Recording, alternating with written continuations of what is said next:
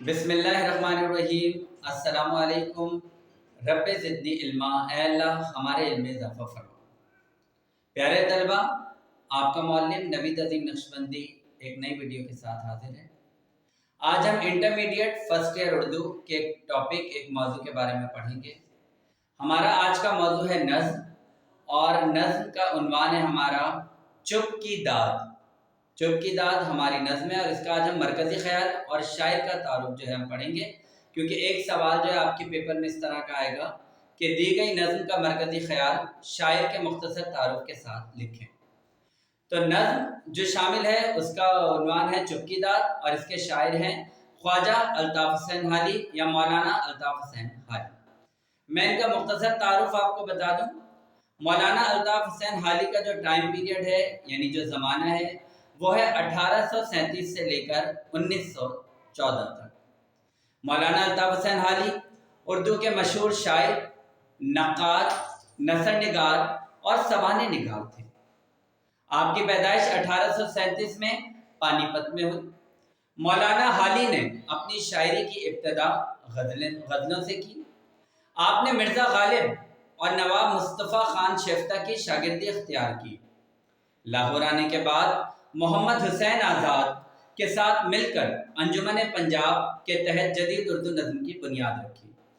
रफ्ता रफ्ता आपका ध्यान कौमी मसाइल की तरफ हुआ, और फिर सर सैयद अहमद खान के मशवरे से मशहूर और मारूफ मुसद्दस नज़्म आपकी जो है मद्दो जज़र इस्लाम तख्लीक की, और इसके अलावा एक दीवान भी आपकी यादगार है। आपकी वफ़ात 1914 में पानीपत में हुई। आपके बारे में ये कहा जाता है, खुसूसन मौलवी अब्दुल हक ने ये फरमाया कि 19वीं सदी में किसी शख्स ने हमारी ज़ुबान और अदब पर इतने एहसानात नहीं किए जितने हाली ने। आप जदीद शायरी के इमाम और मुज्तहिद हैं। बच्चों, ये था शायर का मुख्तसर तारुफ। अच्छा, ख्वाजा अल्ताफ़ हुसैन हाली या मौलाना अल्ताफ़ हुसैन हाली अनासिर खमसा में भी शुमार होते हैं। अनासिर खमसा का मतलब है सर सैयद अहमद खान और उनकी टीम के 5 अरकान जिन्होंने उर्दू अदब, आज़ादी की तहरीक, मुसलमानों में शऊर बेदारी की मुहिम में भरपूर हिस्सा लिया।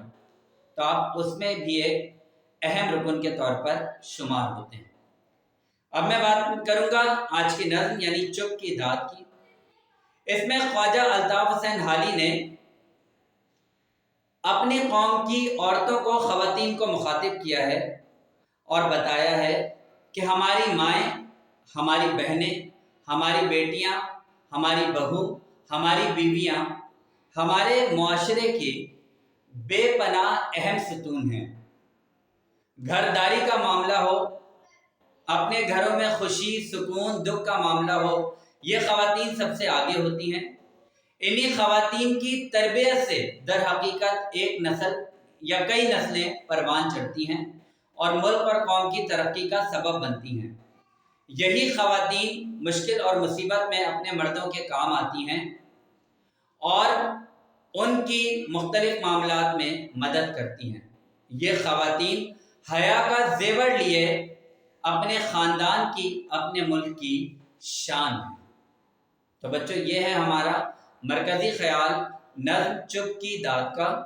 उम्मीद है कि आप लोगों को मेरी ये काविश पसंद आएगी।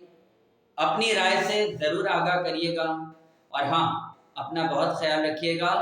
अल्लाह हाफ़िज़।